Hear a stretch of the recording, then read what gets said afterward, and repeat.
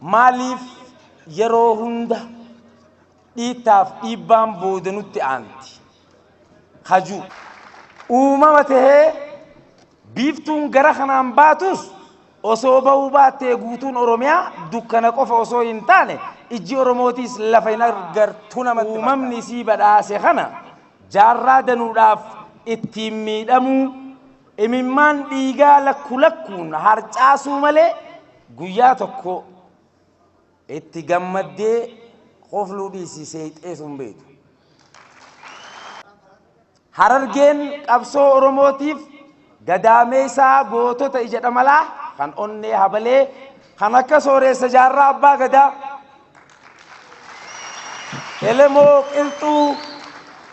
mul'isa abbaa gadaatii fi akka buruusoo boruufaa kana malees ammoo kumaatama danuu tan magarsite ta'uusi dhabuu calanqoo malees jalqaba waraana qindaa'e lolli bakki qaanqeen rasaasaa dura irraa arfamte Harargee xirroodha. Hawwisoo afran qalloo jaaranii aadaa seenaa fi aartii Oromoo du'a geessi deebisanii jiraachisuu fi daran dagaagsu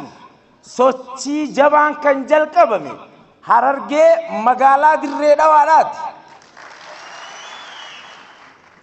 Raadiyoo afaan Oromootiin Maqdashoo irraa jalqaba tamsaasuun mootummaa Haile Sillaasee kanneen naasisan hayyoota Oromoo Harargeedhaa kan biyya ollaatti baqatan kan akka Ayyuub Abubakar faadha.